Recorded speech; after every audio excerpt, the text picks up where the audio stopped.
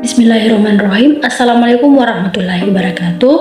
Halo teman-teman, saya Nining Azizan dan di sini kita sekarang akan membahas tentang fungsi kebijakan fiskal.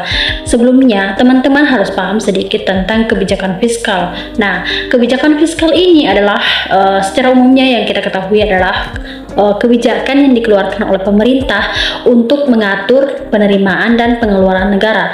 Nah, jika teman-teman misalnya pernah mendengar kata-kata pemerintah tentang pencabutan subsidi BBM, penekanan harga-harga bahan pokok yang ada di pasar untuk menekan harga yang tidak terlalu tinggi atau tidak terlalu rendah. Kemudian misalnya nih teman-teman kan pernah mendapatkan atau mendengar tentang kebijakan pemerintah pada saat tahun-tahun COVID-19. Nah, di saat itu kan pemerintah mengeluarkan kebijakan tentang bantuan non tunai kepada masyarakat yang terdampak COVID-19.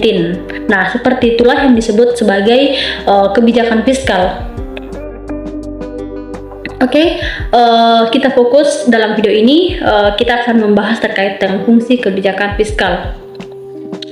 Langsung saja, fungsi kebijakan fiskal ini secara umum yaitu terbagi menjadi tiga, yaitu fungsi alokasi sebagai fungsi distribusi dan sebagai fungsi stabilisasi perekonomian. Dalam hal fungsi alokasi, maka digunakan untuk apa sajakah sumber-sumber keuangan negara, sedangkan dalam distribusi menyangkut bagaimana kebijakan negara mengelola pengeluarannya untuk menciptakan mekanisme distribusi ekonomi yang adil di masyarakat.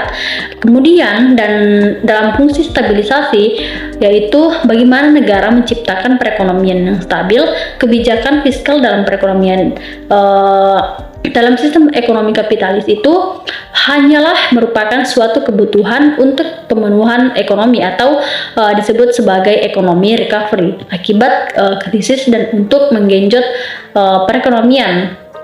Kemudian fungsi kebijakan fiskal ini juga telah diatur dalam Undang-Undang Nomor 17 Tahun 2003 dalam pasal 3 ayat 4, di mana fungsi kebijakan fiskal itu ada beberapa. Yang pertama yaitu fungsi otoritas. Nah, fungsi otoritas ini ketika anggaran negara menjadi pedoman untuk mencari pendapatan dan belanja untuk tahun yang bersangkutan. Kemudian fungsi otoritas dalam kebijakan fiskal ini berarti pemerintah sebagai pengambil keputusan dalam pengelolaan keuangan negara harus memegang kendali dan wibawa untuk melakukan tindakan yang diperlukan dalam mewujudkan tujuan fiskal yang diinginkan. Artinya, pemerintah harus memiliki kekuatan untuk mempertahankan stabilitas fiskal dan mengambil keputusan yang diperlukan dalam pengelolaan keuangan negara. Selanjutnya yaitu fungsi perencanaan.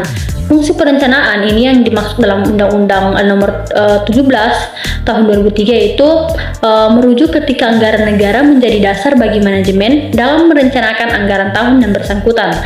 Fungsi perencanaan ini dalam kebijakan fiskal berarti pemerintah harus memiliki rencana yang matang dan berkelanjutan dalam pengelolaan keuangan negara. Pemerintah harus memiliki tujuan fiskal jangka panjang yang jelas dan dapat direalisasikan melalui perencanaan anggaran yang efektif dan efisien pada berbagai sektor pembangunan.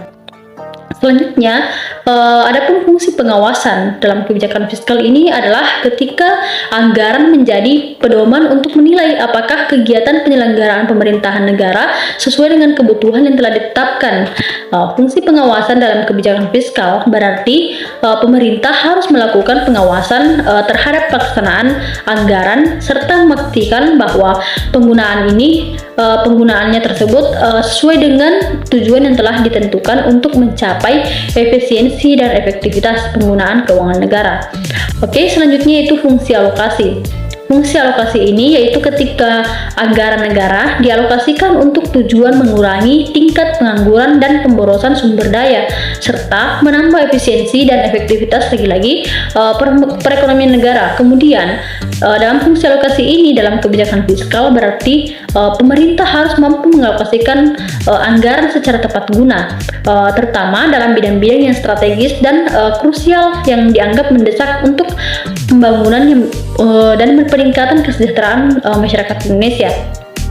Kemudian ada fungsi yang dinamakan fungsi stabilisasi, yaitu ketika anggaran pemerintah menjadi alat untuk memelihara dan mengupayakan keseimbangan fundamental perekonomian.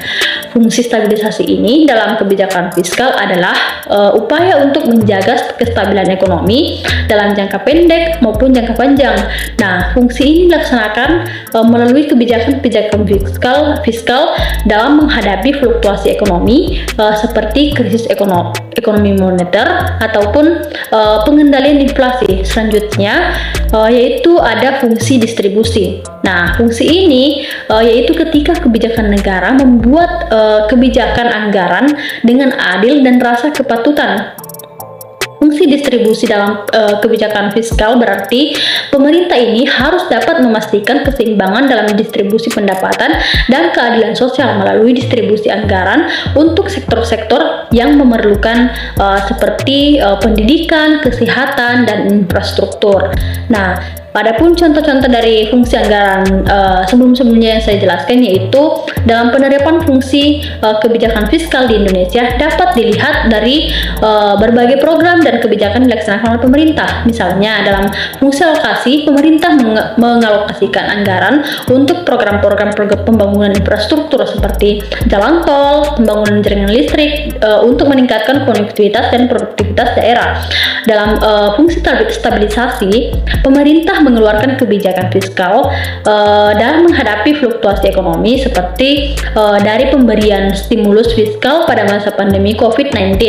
Nah, kemudian dalam fungsi distribusi, yaitu penerapannya itu pemerintah mengalokasikan misalnya ini anggaran untuk program-program kesejahteraan sosial seperti bantuan pangan non tunai, kartu Indonesia Pintar untuk memastikan bahwa keseimbangan distribusi pendapatan itu dapat tercapai.